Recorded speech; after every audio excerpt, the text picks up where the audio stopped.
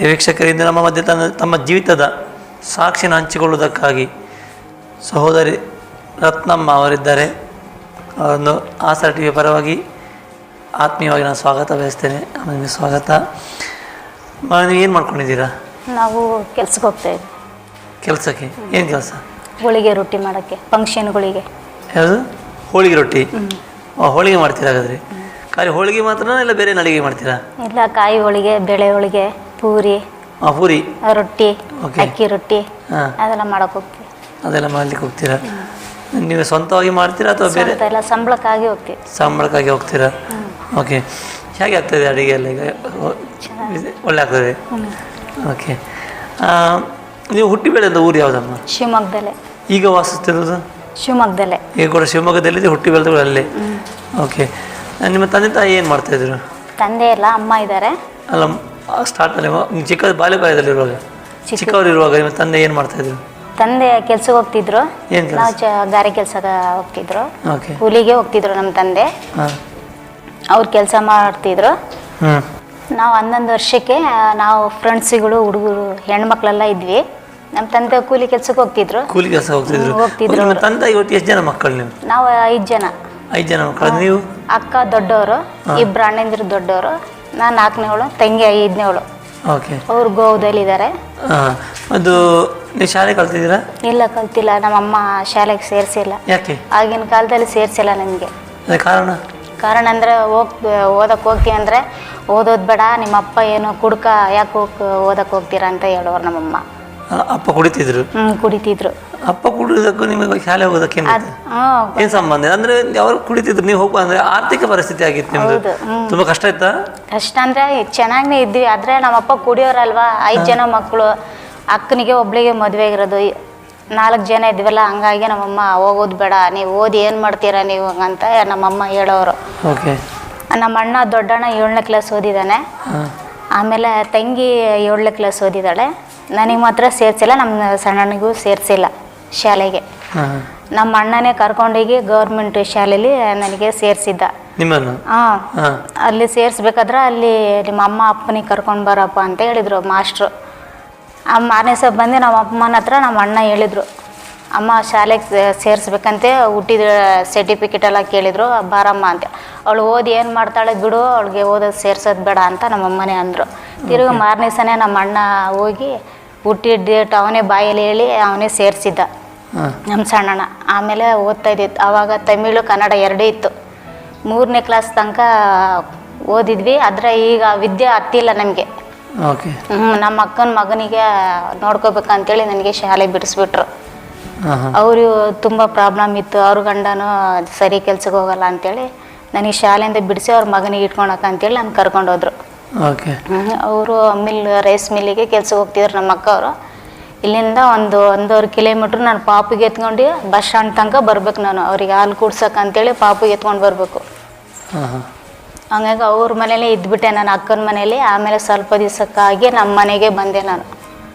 ಅಕ್ಕ ಕಳಿಸ್ಕೊಟ್ರು, ಹೋಗಿ ಮನೆಗೆ ಅಂತೇಳಿ ಕಳಿಸ್ಕೊಟ್ರು. ನಾನು ಅಮ್ಮನ ಮನೆಗೆ ಬಂದೆ. ಆವಾಗ ಹುಡುಗರೆಲ್ಲ ಫ್ರೆಂಡ್ಶಿಪ್ ಇದ್ದರು, ಹೆಣ್ಮಕ್ಳೆಲ್ಲ. ಆವಾಗ 11 ವರ್ಷ ಇರ್ಬೇಕು ನನಗೆ. ನಾನು ಎಲ್ಲರೂ ಕೆಲ್ಸಕ್ಕೆ ಹೋಗೋರಲ್ವ, ನಾನು ಕೆಲಸ ಮಾಡಿದ್ರೆ ಚೆನ್ನಾಗಿರ್ಬೋದು ಏನೋ ಅಂತೇಳಿ 11 ವರ್ಷಕ್ಕೆ ನಾನು ಗಾರೆ ಕೆಲ್ಸಕ್ಕೆ ಹೋಗಿದ್ದೆ. 11 ವರ್ಷಕ್ಕೆ ಗಾರೆ ಕೆಲ್ಸಕ್ಕೆ ಹೋಗಿದ್ದೆ ನಾನು. ಹೆಣ್ಮಕ್ಳೆಲ್ಲ ಸೇರಿಕೊಂಡು ಗಾರೆ ಕೆಲಸಕ್ಕೆ ಒಂದೇ ಜಾಗದಲ್ಲಿ ಕೆಲಸ ಮಾಡ್ತಿದ್ವಿ. ಅಣ್ಣನೂ ಮನೇಲಿ ಇರ್ತಿದ್ದ, ಸಣ್ಣಣ್ಣ. ಅವನಿಗೆ ಕರ್ಕೊಂಡೋಗಿ ಗಾರೆ ಕೆಲ್ಸಕ್ಕೆ ಸೇರಿಸಿದ್ದೆ ನಾನೇ. ಚೆನ್ನಾಗಿ ಕೆಲಸ ಎಲ್ಲ ನಡೀತಿದ್ದೆ, ಬಾ ಅಂತೇಳಿ ಅಣ್ಣನಿಗೆ ಕರ್ಕೊಂಡೋಗಿದ್ದೆ. ಅಣ್ಣನ ಅಲ್ಲೇ ಕೆಲಸ ಮಾಡ್ತಿದ್ದೆ, ನಾನು ಎಲ್ಲ ಕೆಲಸ ಮಾಡ್ತಿದ್ದೆ. 1-2 ವರ್ಷ ಬಟ್ಟೆ ಕೊಟ್ಟರು. 2 ವರ್ಷ ಕಾಲ 13 ಏಜಿಗೆ ನಾನು ಮೆಜಾರಿಟಿಗೆ ಬಂದೆ. ಆದರೆ ನಮ್ಮಮ್ಮನ ಮೇಲೆ ನನಗೆ ಪ್ರೀತಿನೇ ಇಲ್ಲ. ನಮ್ಮಮ್ಮ ಪ್ರೀತಿನೇ ತೋರಿಸಿಲ್ಲ. ನಮ್ಮಮ್ಮ ನಿಮಗೆ ಪ್ರೀತಿ ತೋರಿಸಿಲ್ಲ, ನೀವು ಅಮ್ಮನೇ ತೋರಿಸಿಲ್ಲ? ಅಮ್ಮ ನಮಗೆ ಪ್ರೀತಿ ತೋರಿಸಿಲ್ಲ. ನನ್ನ ಮಕ್ಕಳು ಅಂತೇಳಿ ಅಮ್ಮ ಪ್ರೀತಿ ತೋರಿಸಿಲ್ಲ. ತಂದೆ ಬೆಳಗ್ಗೆ ಹೋದ್ರೆ ಸಂಜೆನೇ 7 ಗಂಟೆಗೆ ಎಣ್ಣೆ ಹೊಡ್ಕೊಂಡು ಮನೆಗೆ ಬರೋರು ಅಷ್ಟೇ. ಅವರು ದಿವಸ ನಾನ್ ವೆಜ್ಜೇ ಮಾಡೋದು ಮನೆಯೊಳಗೆ. ಅಪ್ಪ ಅವಾಗ ತಂದಾಗ್ತಿದ್ರು, ತಿನ್ನೋದು ಉಣ್ಣೋದು ಅಷ್ಟೇ ಹೊರತು ನಮಗೆ ಓದಿಸಿಲ್ಲ ನಮ್ಮಮ್ಮ ಅವರು. ಆಗ ನನಗೆ ಮೆಜಾರಿಟಿ ಬಂದಾಗ ನನಗೆ ಮನೇಲಿ ಕೂರಿಸ್ಕೊಂಡಿಲ್ಲ ಅಮ್ಮ. 15 ದಿವಸಕ್ಕೆ ನನಗೆ ಕೆಲಸಕ್ಕೆ ರೈಸ್ ಮಿಲ್ಲಿಗೆ ಕೆಲಸಕ್ಕೆ ಕಳಿಸಿದ್ರು. ತುಂಬ ಕಷ್ಟಪಟ್ಟಿದ್ವಿ ನಾವು ಕೂಡ ಅಮ್ಮನ ಹತ್ರ. ನಾವು ದುಡಿಮೆ ಮಾಡಿದ್ರು ಕೂಡ ನಮಗೆ ನಮ್ಮಮ್ಮ ಬಟ್ಟೆ ತೆಗೆದು ಕೊಡ್ತಾಯಿದ್ದಿಲ್ಲ, ನಾವೇ ದುಡಿಮೆ ಮಾಡಿ ಅವ್ರಿಗೆ ಕೊಡ್ಬೇಕಾಗಿತ್ತು. ಒಂಥರ ದೇಶ ನೋಡ್ದಂಗೆ ನಮ್ಮಮ್ಮ ನೋಡೋರು. ಪಕ್ಕದ ಮನೇಲಿ ಒಬ್ಬರು ಕ್ರಿಶ್ಚಿಯನ್ ಒಬ್ಬರು ಇದ್ದರು, ಅವ್ರ ಮನೆಗೆ ನಾನು ಪ್ರೇರಿಗೆ ಹೋಗ್ತಿದ್ದೆ ಅವಾಗ. ಅವರು ಮಳೆಯಲ್ದಲ್ಲೇ ಮಾಡೋರು. ಅವರು ತಪ್ಪಿಸ್ಕೊಂಡು ಹೋಗಿ ಅವ್ರ ಮನೇಲಿ ಕುತ್ಕೊತಿದ್ದೆ. ಮನೇಲಿ ಕೆಲಸ ಮಾಡಿಲ್ಲ ಅಂದರೆ ಹೊಡೆಯೋರು ನಮ್ಮಮ್ಮ ನನಗೆ. ನಮ್ಮ ತಂಗಿದ್ರು ತುಂಬ ಪ್ರೀತಿ ಮಾಡೋರು. ಅವಳು ಹುಟ್ಟಿದ ಮೇಲೆ ಚೆನ್ನಾಗಾಗಿದ್ದು ಅಂತೇಳಿ ಅವಳಿಗೆ ಪ್ರೀತಿ ಭಾಳ ತೋರಿಸೋದು, ನನಗೆ ತೋರಿಸ್ತಿದ್ದಿಲ್ಲ ನಮ್ಮಮ್ಮ. ಅವ್ರ ಮನೆ ಪ್ರಾರ್ಥನೆ ಮಾಡ್ಬೇಕಾದ್ರೆ ಹೋಗಿ ಕುತ್ಕೊತಿದ್ದೆ ನಾನು. ಏನು ಹೇಳ್ತಾ ಇರಲಿಲ್ಲ ನಿಮ್ಮಮ್ಮ? ಅವ್ರಿಗೆ ಗೊತ್ತಿಲ್ಲಂಗೆ ಹೋಗ್ಬಿಡ್ತಿದ್ದೆ ನಾನು. ಪಕ್ಕದ ಮನೆಯೇ ಅವ್ರಿಗೆ ಗೊತ್ತಿಲ್ಲಂಗೆ ಅವ್ರ ಮನೇಲಿ ಪ್ರಾರ್ಥನೆ ಮಾಡೋರು. ಅವ್ರ ಮನೆ ಮಳಬಾರಿ ಒಳಗಿನೇ ಪ್ರಾರ್ಥನೆ ಮಾಡೋರು.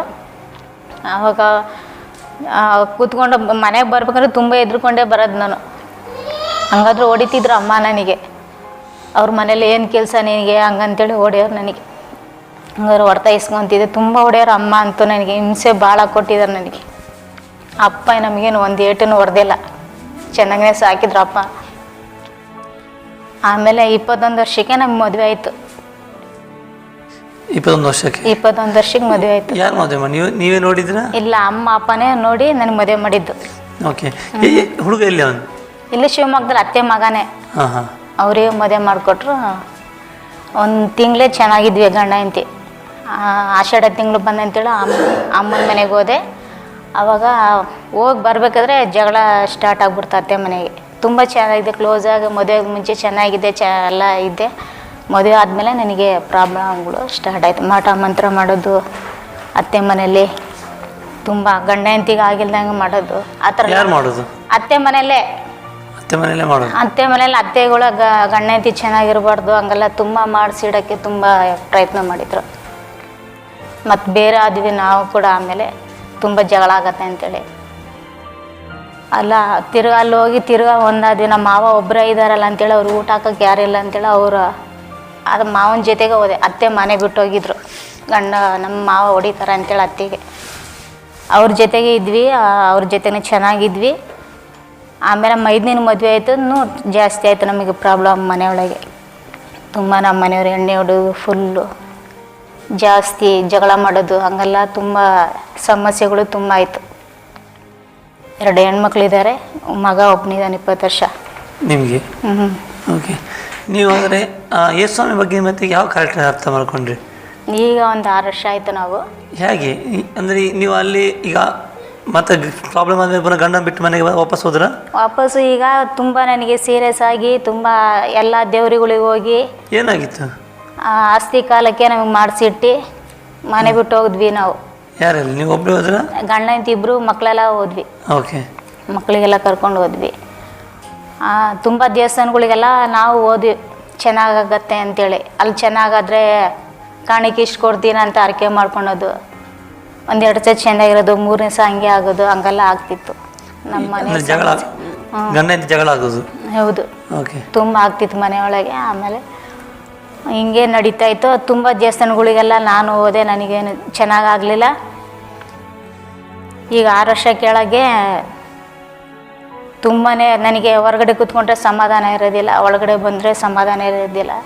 ಹೊಟ್ಟೆಲಿ ಒಂಥರ ಮಗು ತಿರ್ಗ್ದಂಗೆ ಆಗೋದು, ಗಂಟ್ಲಲ್ಲಿ ಕೂತ್ಕೊಂಡಿರೋಂಗೆ ಇರೋದು, ಆ ಥರ ಎಲ್ಲ ನನಗೆ ಆಗ್ತಿತ್ತು. ನನಗೆ ನಮ್ಮ ಜನ ಕೂಡ ನಮಗೆ ನಮ್ಮ ಮನೆಯವರು ಕುಡಿಯೋದು ನೋಡಿ ಇವನು ಉದ್ಧಾರ ಆಗಲ್ಲ, ಇವನು ಕುಡ್ಗುರು ಸಾಯ್ತಾನೆ ಒಂಥರ ಕೇವಲವಾಗಿ ಮಾತಾಡೋದು, ಹಂಗೆಲ್ಲ ಮಾತಾಡ್ತಾಯಿದ್ರು. ಒಂದು ಸಲ ನನ್ನ ಗಂಡ ಬದಲಾವಣೆ ಆಗ್ತಾನೆ, ಒಂದು ದೇವರೆಲ್ಲ ಒಂದು ದೇವ್ರು ನಮ್ಮ ಗಂಡನ ಬದಲಾವಣೆ ಮಾಡ್ತಾನೆ ಅಂತ ಚಾಲೆಂಜ್ ಮಾಡಿ ಬಂದಿದ್ದೆ ಅವ್ರ ಹತ್ರ ನಾನು. ನನಗೆ ರೋಡ್ ನಮ್ಮ ಮನೆಯವ್ರು ಕಲ್ಲು ತಗೊಂಡು ಹೊಡೆಯೋರು, ಓಡಿಸ್ಕೊಂಡು ಬರೋರು ಮೈನ್ ರೋಡಿಗೆ. ಯಾಕೆ ಅಂತೇಳಿ? ಎಣ್ಣೆ ಹೊಡ್ಕೊಂಡ್ರೆ ಹೊಡೆಯೋದು ಜಾಸ್ತಿ. ಅವರು ಕುಡಿದು ಬಂದು ಹೊಡೆಯೋದು, ಸ್ಪ್ರೀಟ್ಗಳು ಅವರಿಗೆ ಅಷ್ಟಿದ್ದು, ಅವರಿಗೆ ಹಿಡ್ಕೊಂಡು ಹೊಡೆಯೋದು, ಕಲ್ಲು ತಗೊಂಡು ಹೊಡೆಯೋದು. ನನಗೆ ಅವ್ರಿಗೆ ಮಕ್ಕಳೇನು ಹೇಳ್ತಾ ಇರಲಿಲ್ವಾ? ಮಕ್ಕಳು ಎಲ್ಲ ಸಣ್ಣ ಮಕ್ಕಳು, ಓಕೆ. ಹಂಗಾಗಿ ಏನು ಹೇಳ್ತಿದ್ದಿಲ್ಲ ಅವಾಗ. ಮಕ್ಕಳಿಗೆ ನನಗೆ ನಾನು ಸಿಕ್ಕಿಲ್ಲ ಅಂದರೆ ನನ್ನ ಮಕ್ಕಳಿಗೆ ಹೊಡೆಯೋರು, ಆ ಥರ ಎಲ್ಲ ಮಾಡ್ತಿದ್ರು. ಆಮೇಲೆ ಮನೆ ಬಿಟ್ಟು ದೂರ ಹೋಗಿದ್ವಿ. ಈಗ 6 ವರ್ಷ ಕೆಳಗೆ ಮನೆ ಬಿಟ್ಟು ನಾವು ಮನೆ ಬಿಟ್ಟೋದ್ವಿ. ನಮ್ಮ ಮನೆಯವರು ಕೂಡ ನೀನು ಹೋದ್ರೆ ನಾನು ನಿನ್ನ ಜೊತೆಗೆ ಬರ್ತೀನಿ ಅಂತ ಹೇಳಿದರು. ಹಂಗಾಗಿ ನಮ್ಮ ಜೊತೆಗೆ ನಮ್ಮ ಮನೆಯವರು ಬಂದರು. ಆಮೇಲೆ ದೇವರು ದರ್ಶನ ಒಂದು ಕೊಟ್ಟಿದ್ರು. ನಮ್ಮ ಪಾಸ್ಟ್ಗಳು ಕಾಶಿಪುರದಲ್ಲಿ ಬಂದಿದ್ದರು. ಆವಾಗ ಅಲ್ಲಿ ಬರೋರಿಗೆಲ್ಲ ಕೇಳ್ತಿದ್ದೆ, ಚೆನ್ನಾಗಾಗುತ್ತಾ ಇಲ್ಲಿ ಬಂದರೆ ಚೆನ್ನಾಗಾಗತ್ತಾ ಅಂತ ಕೇಳ್ತಿದ್ದೆ ನಾನು. ಅವು ಚೆನ್ನಾಗ್ತಿದೆ ಅಂತ ಹೇಳ್ತಾಯಿದ್ರು. ನಾನು ಹೊರಗಡೆ ಬಂದರೆ ನನಗೆ ಒಂಥರ ಒಳಗಡೆ ನೇಣು ಹಾಕ್ಕೊಂಡಾಗ ಕರೆಯೋದು ನನಗೆ. ಮತ್ತು ಒಳಗೆ ಹೋದ್ರೆ ಮತ್ತು ದೇವ್ರೆ ಅಂತ ಒಳಗೆ ಹೋದ್ರೆ ಮತ್ತು ತಿರ್ಗಾ ಹೊರಗಡೆ ಬರೋದು. ಹಂಗೆ ಆಗ್ತಿತ್ತು ನನ್ನ ಜೀವನದಲ್ಲಿ. ಆಮೇಲೆ ತಿರ್ಗಾ ಹೊರಗಡೆ ಅಲ್ಲಿ ಪ್ರೇಯರ್ ನಡೀತಾ ಇತ್ತು. ನಾನು ಹೊರಗಡೆ ಕೂತ್ಕೊಳ್ತಿದ್ದೆ. ನನಗಷ್ಟು ಏನು ಗೊತ್ತಿಲ್ಲ ನನಗೆ. ಅಲ್ಲಿ ಮನೆ ಹತ್ರ ಇದ್ರು ಪಾಸ್ಟ್ರು. ನಿಮ್ಮ ಮನೆ ಹತ್ರ? ಎದುರುಗಡೆ ಮನೇಲೇ ಇದ್ರು. ಆವಾಗ ಅಲ್ಲೇ ಕೂತ್ಕೊಂಡು ಅಲ್ಲಿ ಪ್ರಾರ್ಥನೆ ಆರಾಧನೆ ಮಾಡ್ತಿದ್ರು. ಆವಾಗ ನಾನು ಅಲ್ಲೇ ಕೂತ್ಕೊಂಡು ಏಸಪ್ಪ ನನ್ನ ಜೀವನದಲ್ಲಿ ನೀನು ಮುಡ್ತೀಯ ಅಂತೇಳಿ ಆವಾಗ ದೇವ್ರ ಹತ್ರ ಕೇಳ್ಕೊಂಡೆ. ಆಮೇಲೆ ಪ್ರೇಯರೆಲ್ಲ ಮುಗ್ದಾದ್ಮೇಲೆ ಅಯ್ಯನ ಮನೆಗೆ ಹೋಗಿದ್ದೆ ನಾನು. ಪ್ರೇಯರೆಲ್ಲ ಮುಗ್ದಾದ್ಮೇಲೆ ಹೋಗಿ ಸಮಸ್ಯೆ ಹೇಳ್ಕೊಂಡೆ. ಅಷ್ಟು ಹೇಳ್ಕೊಂಡಿಲ್ಲ ನಾನು, ಸ್ವಲ್ಪನೇ ಹೇಳ್ಕೊಂಡೆ. ಆಮೇಲೆ ಬಂದರು. ಮಾರನೇ ದಿವಸ ಶುಕ್ರವಾರ ದಿವಸ ಅಲ್ಲಿ ಪ್ರೇಯರ್ ನಡೆಯುತ್ತೆ. ಬುಧವಾರ ಶುಕ್ರವಾರ ಪ್ರೇಯರ್ ನಡೀತಾ ಇರುತ್ತೆ ಸಂಜೆ ಹೊತ್ತು. ವಾರದಲ್ಲಿ 3 ದಿವಸ ನಡೆಯುತ್ತೆ. ಆಮೇಲೆ ಒಪ್ಪತ್ತೀರಪ್ಪ ನೀನು 3 ದಿವಸ ಅಂತ ಹೇಳಿದ್ರು ನನಗೆ. 3 ದಿವಸ ಶುಕ್ರವಾರ ಶನಿವಾರ ಭಾನುವಾರ 3 ದಿವಸ ಇದ್ದೆ. ಅಲ್ಲಿ ಪ್ರೇಯರೆಲ್ಲ ಮುಗ್ದಿದ ತಕ್ಷಣವೇ ನನ್ನ ಮೈಯಲ್ಲಿ 5 ಸ್ಪ್ರೀಟ್ಗಳು ಇದ್ದವು. ನನಗೆ ಎಲ್ಲ ಬಿಡಿಸಿದ್ರು. ದೇವ್ರು ಬಿಡುಗಡೆ ಕೊಟ್ಟಿದ್ದಾರೆ. ನನ್ನ ಮಗಳಿಗೆ ಕೂಡ ಗಂಡ ಬಿಟ್ಟು ಹೋಗಿ ದೊಡ್ಡ ಮಗಳಿಗೆ ಮದುವೆ ಮಾಡಿಕೊಟ್ಟೆ. ಗಂಡ ಬಿಟ್ಟು ಹೋಗಿ 5 ವರ್ಷ ಆಗಿತ್ತು. ದೇವ್ರ ಹತ್ರ ನಾನು ರಕ್ಷಣೆ ಹೊಂದೆ ಫಸ್ಟು. ಆಮೇಲೆ ನನ್ನ ಮಕ್ಕಳು ರಕ್ಷಣೆ ಹೊಂತು. ಆಮೇಲೆ ಹಳೆಯನು ಬಂದ. ಈಗ ಬೇರೆ ಚೆನ್ನಾಗಿದ್ದಾರೆ. ಈಗ ಚೆನ್ನಾಗಿದ್ದಾರೆ. ಅಂದರೆ ಬಿಟ್ಟು ಹೋದಂಥ ಗಂಡಪ್ಪನ ವಾಪಸ್ ಬಂದರು. ನೀವು ಪ್ರಾರ್ಥನೆ ಮಾಡಿದ್ರೆ ಅದಕ್ಕೋಸ್ಕರ? ಓಕೆ.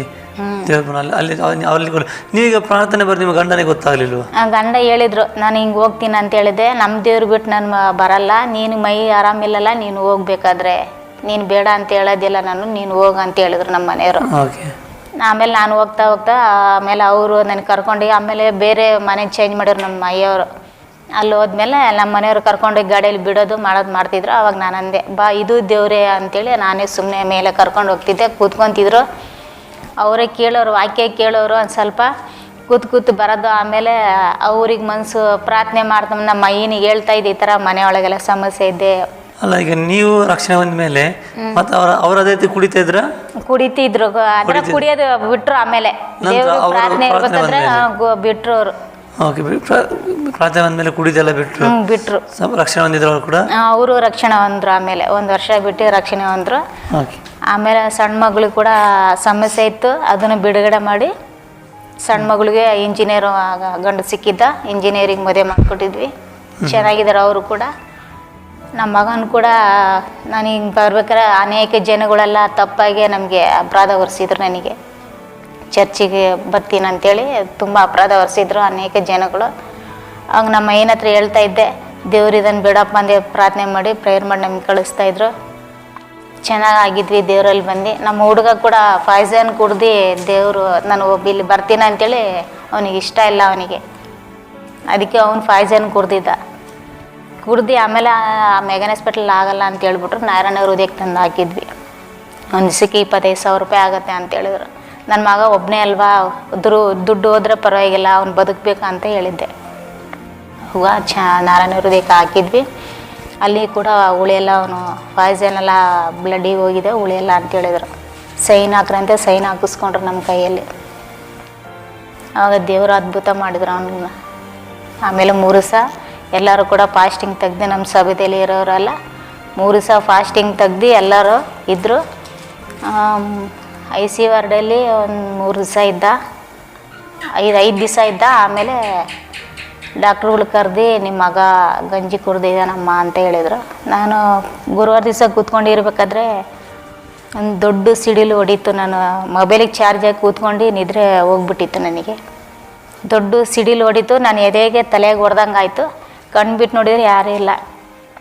ಆಮೇಲೆ ತಿರ್ಗಾ ಯಾಕಪ್ಪ ಹಂಗೆ ಅಂತೇಳಿ ತಿರ್ಗಾ ನಿದ್ರೆ ಮಾಡ್ಕೊಂಡೋದೆ. ದೇವ್ರು ಬಂದು ಆವಾಗಲೇ ನಾನು ರಿಯಲಾಗಿ ನೋಡಿದ್ದು ನನ್ನ ದೇವ್ರ ಸಪ್ನಿಗೆ. ಅವನ ದೇಹದಲ್ಲಿ ಮಲ್ಕೊಂಡು 1 ಗಂಟೆ ಮಲ್ಕೊಂಡಿದ್ರು. ಅವನಿಗೆ ಹೆಂಗೆ ಕಟ್ಟಾಕಿದ್ರು ಕೈಕಾಲು ಅದೇ ಥರನೇ ಮಲ್ಕೊಂಡಿದ್ರು ಏಸಪ್ಪ ಅವರು. ಅವನು ಮಲ್ಕೊಂಡಿದ್ಮೇಲೆ 1 ಗಂಟೆ ಮಲಗಿ ಎದ್ದು ಮೇಲ್ಗಡೆ ಏಸಪ್ಪ ಹಿಂಗೆ ಆಶೀರ್ವಾದ ಮಾಡ್ಕೊಂಡೇ ಹೋದರು.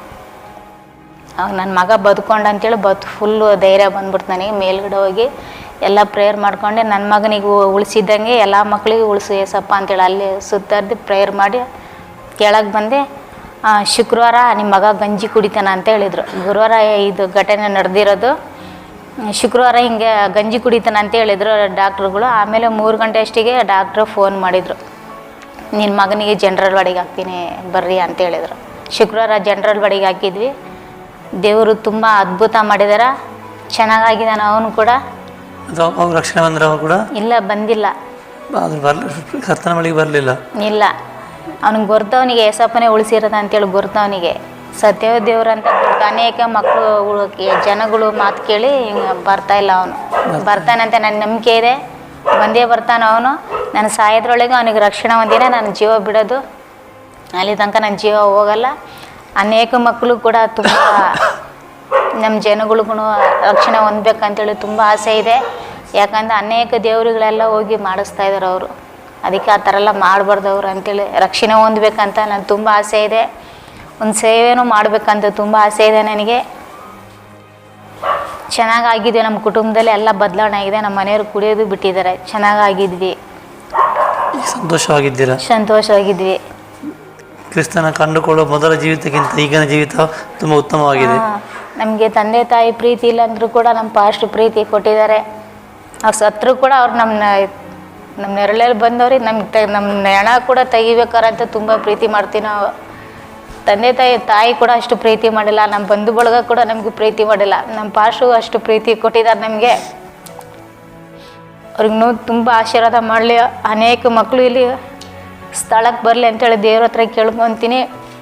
ತುಂಬ ಜನ ರಕ್ಷಣೆ ಹೋಗಲಿ ಅಂತ ದೇವ್ರ ಹತ್ರ ಕೇಳ್ಕೊತೀನಿ. ಎಲ್ಲ ಮಕ್ಕಳಿಗೆ ನಮ್ಮನ್ನು ಬದಲಾವಣೆ ಮಾಡಿದಂಗೆ ಅನೇಕ ಮಕ್ಕಳನ್ನ ಬದಲಾವಣೆ ಮಾಡಬೇಕು, ರಕ್ಷಣೆ ಹೋಗಲಿ ಅಂತ ದೇವ್ರ ಹತ್ರ ಕೇಳ್ಕೊತೀನಿ. ಖಂಡಿತಮ್ಮ, ನಿಮ್ಮ ಜೀವಿತದಲ್ಲಿ ದೇವರು ಅದ್ಭುತ ಮಾಡಿದ್ದಾರೆ. ಅಷ್ಟು ಮಾತ್ರವಲ್ಲ, ನಿಮ್ಮ ಮಗನ ಕೂಡ ಆ ಒಂದು ಘಟನೆಯಿಂದ ಕೂಡ ದೇವರು ಬಿಡುಗಡೆ ಕೊಟ್ಟಿದ್ದಾರೆ. ಖಂಡಿತವಾಗಿಯೂ ಮುಂದೊಂದು ದಿನ ಅವರು ಕೂಡ ಕ್ರಿಸ್ತನ ಬಳಿಗೆ ಬರ್ತದೆ. ಯಾಕೆಂದರೆ ದೇವರ ವಾಕ್ಯದಲ್ಲಿ ನೋಡ್ತೇವೆ, ಒಬ್ಬನ ರಕ್ಷಣೆ ಒಂದು ಇಡೀ ಕುಟುಂಬ ರಕ್ಷಣೆ ಬರ್ತದೆ ಎಂಬುದಾಗಿ. ಆ ಕೆಲಸವನ್ನು ದೇವರು ಮಾಡ್ತಾರೆ, ನಮ್ಮ ಕೆಲಸ ಖಾಲಿ ಪ್ರಾರ್ಥನೆ ಮಾಡುವಂಥದ್ದಾಗಿದೆ. ನೀವು ಅದಕ್ಕೋಸ್ಕರ ಪ್ರಾರ್ಥಿಸಿ, ದೇವರ ಅದ್ಭುತ ಮಾಡಲಿಕ್ಕಿದ್ದಾನೆ. ಅದೇ ರೀತಿಯಲ್ಲಿ ಇಲ್ಲಿವರೆಗೆ ಬಂದು ನಿಮ್ಮ ಸಾಕ್ಷಿ ಹಂಚಿದ್ದೀರಿ, ನಿಮಗೆ ತುಂಬ ವಂದನೆಗಳು. ಪ್ರಿಯ ವೀಕ್ಷಕರೇ, ಸಹೋದರಿ ರತ್ನಮ್ಮ ಇವರ ಸಾಕ್ಷಿಯನ್ನು ನೀವು ಕೇಳಿದ್ದೀರಿ. ಚಿಕ್ಕ ಪ್ರಾಯದಲ್ಲಿ ತಂದೆ ತಾಯಿಯ ಪ್ರೀತಿ ಅಷ್ಟು ಸಿಗಲಿಲ್ಲ, ಆದರೂ ದೇವರು ಉತ್ತಮ ರೀತಿಯಲ್ಲಿ ಒಂದು ಕ್ರಿಸ್ತನ ಪ್ರೀತಿ ಅರಿತುಕೊಳ್ಳಿಕ್ಕಾಗುವಂತೆ ಕಾರ್ಯ ಮಾಡಿದರು. ಪ್ರಿಯರೇ, ಅದೇ ದೇವರು ಈಗ ಕೂಡ ಜೀವಿಸ್ತಾ ಇದ್ದಾನೆ. ಆತನು ನಮ್ಮ ಜೀವಿತದಲ್ಲಿ ಕೂಡ ಅದ್ಭುತ ಮಾಡಲಿಕ್ಕೆ ಶಕ್ತನಾಗಿದ್ದಾನೆ. ಪ್ರಿಯರೇ,